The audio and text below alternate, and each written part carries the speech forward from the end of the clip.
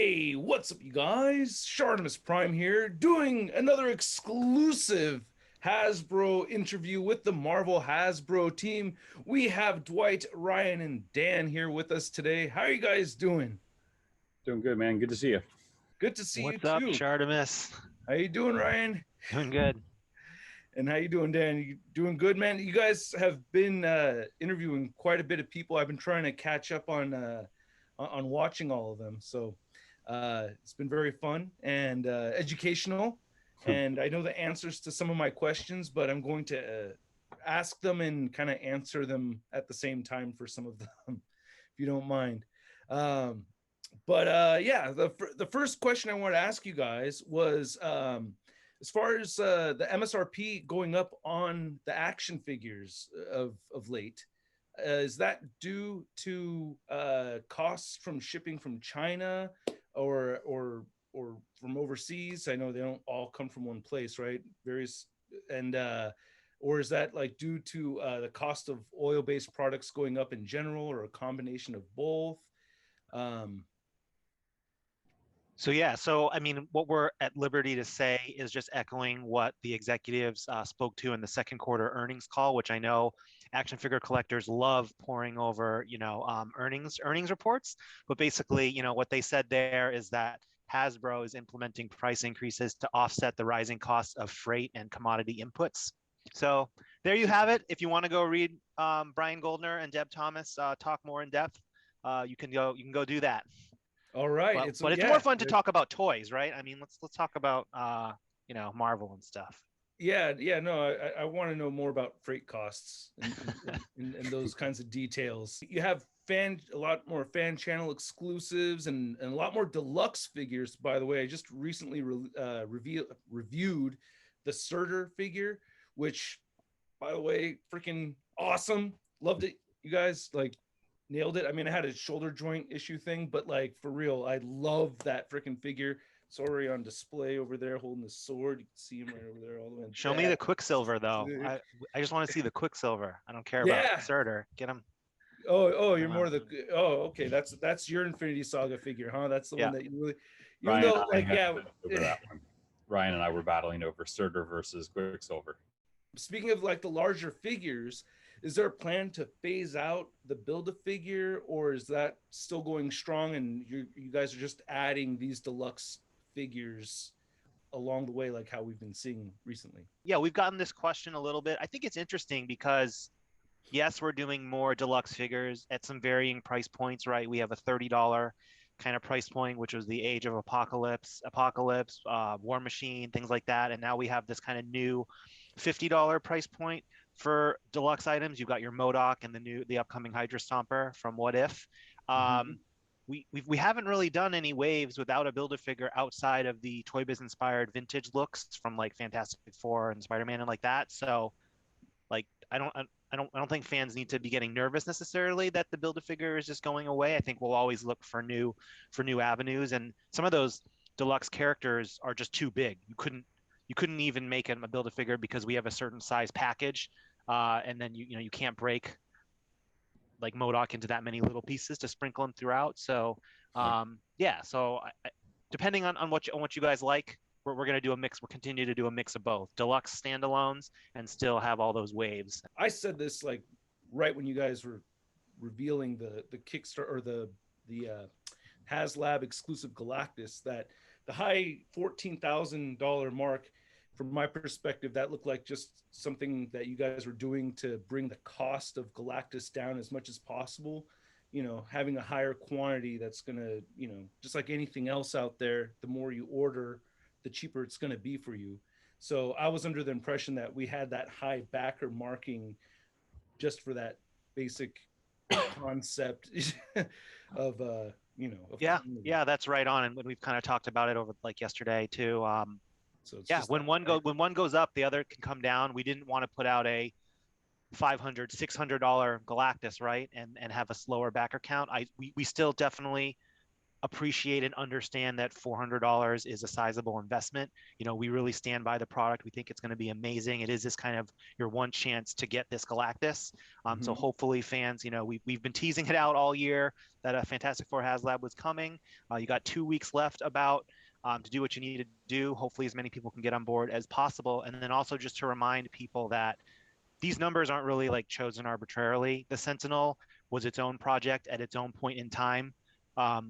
Back when the pandemic was almost just kicking in. I mean, I think we revealed Sentinel in maybe June, July of something of like 2020, and we know a lot has changed in the world since then. Some of that goes back to, you know, those earnings report type facts. But yeah, it's just a balance, and we're thankful for the support so far, and we hope if you're in play for Galactus that you'll be able to support them.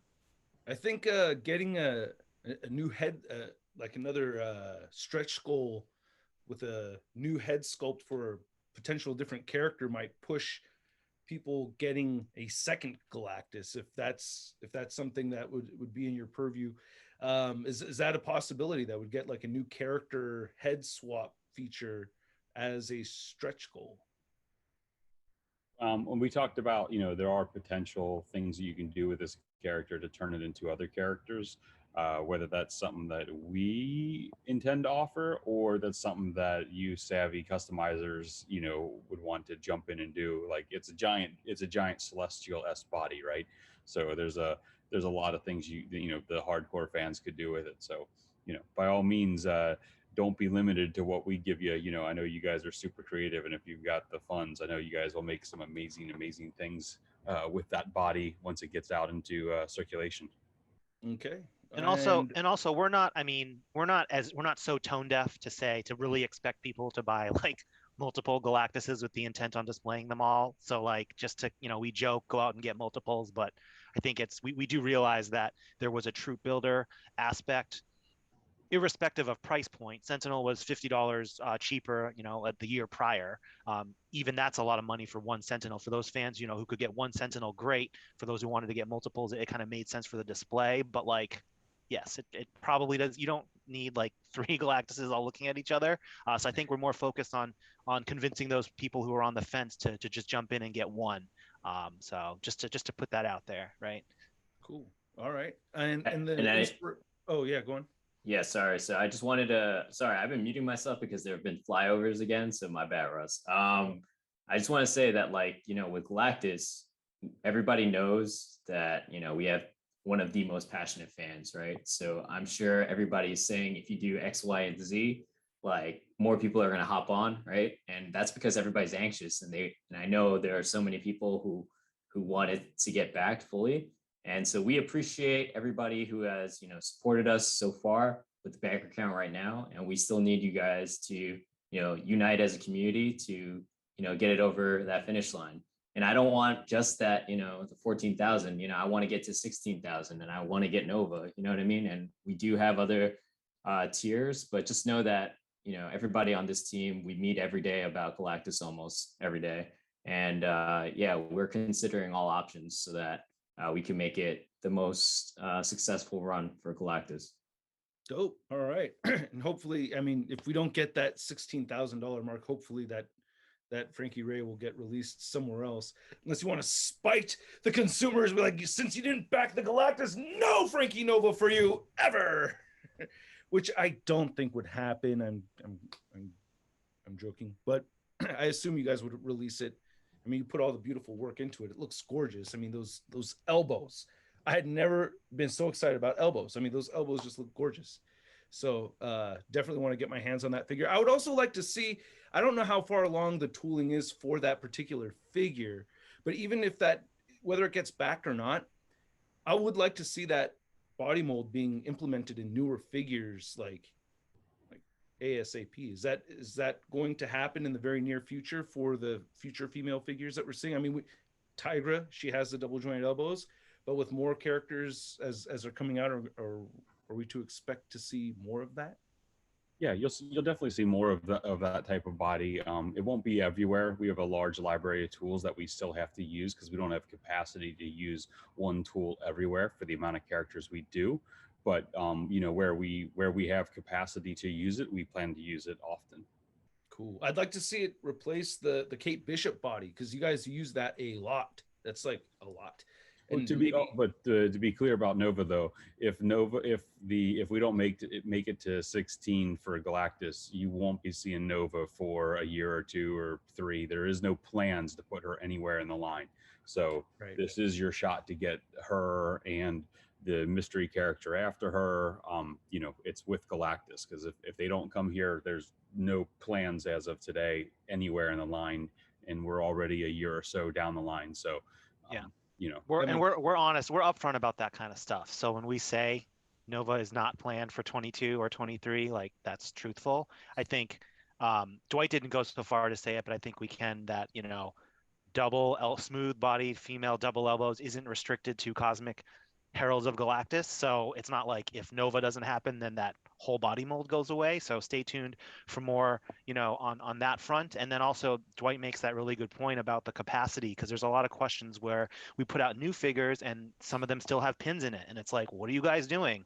It's, well, we have so many figures a year. And if there's one tool for this new body and everything is running at the same time, then the volumes that we're producing these figures, you still have to kind of mix and match and go back to the well. I think right now we're still using like the best pinned bodies that we have available, because there have been several iterations of that. It's not all still Hyperion and Bucky Cap, you know, so you'll still see a mix of that. And then in the future, as we build up that pinless library, you'll see more and more of the pinless, I think. Cool. So it'll trickle in more and more as time goes on. One thing I wanted to ask was, I did notice in the background over there, Dan, my favorite Spider-Man villain's just chilling behind you over there, and I'm wondering, are we going to get that 90s Doc Ock with bendy wires in those tentacles, or are they going to be the same tentacles that we got last time? Yeah, so I move around a lot, so I have like 4 different places where I have to live stream, and I do have an old collection of Toy Biz stuff, and so I just put it out for, you know, decorative purposes. That doesn't mean I'm not neither confirming nor denying that there could be in the possibility, but just because you see it in my background, you know, it could just be a red herring. And yeah, just stay tuned. I will say that's like one of my favorite Doc Ock looks, and you know, that look is always on my list of characters where I try to annoy Dwight. But yeah, like, no, that's just for the shelf decoration, just for you, Shartimus. You know what I mean? I saw that you pointed that out on Boog's interview as well. That's like just one of my favorite figures. So yeah, we don't know. We don't know. But bendy wires and tentacles sounds like a cool idea, right? Sounds expensive. It does sound maybe a deluxe figure, maybe a deluxe vintage card packaging. I felt like I crossed lines somehow. It got awkward for a moment. Jeez. The next HasLab, are we potentially getting a vehicle, possibly a fantastic car? Have you guys discussed what possibilities you might look at for a future HasLab? A fantastic car would go really well with that giant Galactus. I thought that would be pretty cool. That it would. We have discussed a lot of things that we could do for HasLab once Galactus is funded and what comes next. I think we've got a year or 2 of concepts that we've been kicking around, trying to think of what we like the best, what we think would resonate loudest with the fans. They're not all giant figures like what you've seen before, so we are exploring other things that we could bring into the HasLab program. It's obviously far too early for us to discuss what any of those things are or could be, because we still got a lot of time between now and the next one we would announce. So there's a lot of time for things to change and shuffle on our side or on Marvel's side. But we definitely are looking at multiple different things coming forward. Cool. And then as far as I don't often really like to ask for specific characters, but I'm really hoping to see a feral female body mold in the future with some nice hair sculpted on it and stuff like that, so we could get a wolf's bane with, you know, with the body, you know, with a matching body, or a feral or a thorn. That would be very, very cool. I'm sure you've considered it, and it's something you haven't totally ruled out, and it could possibly be in the future of a future release. But I just wanted to know if that was something that you guys have looked at.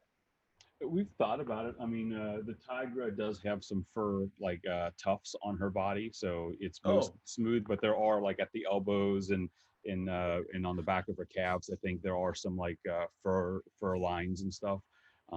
She's more typically seen more smooth, so that's why she's not fully covered in fur. But there are elements to that type of a look on the new Tigra sculpt that you'll see when you get it in hand.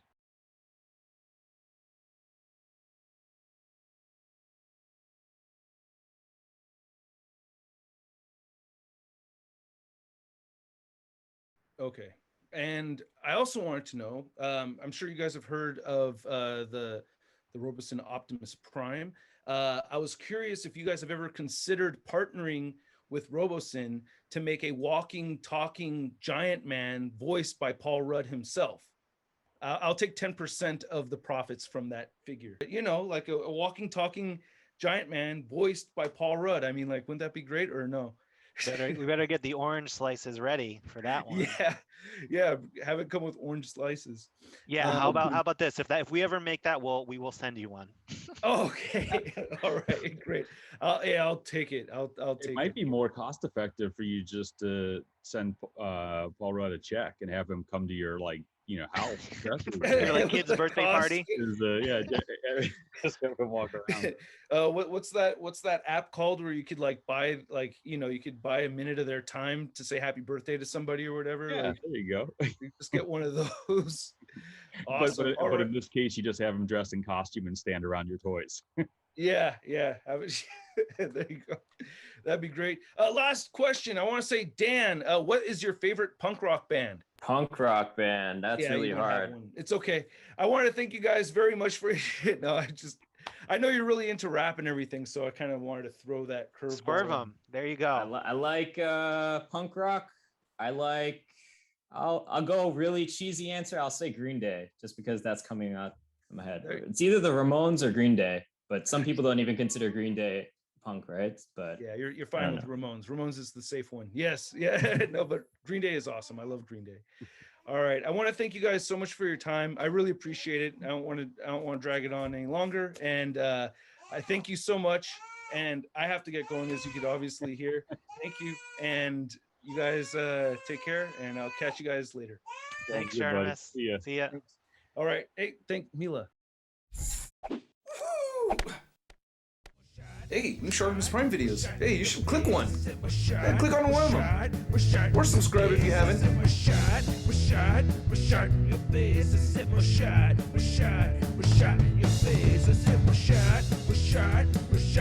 face,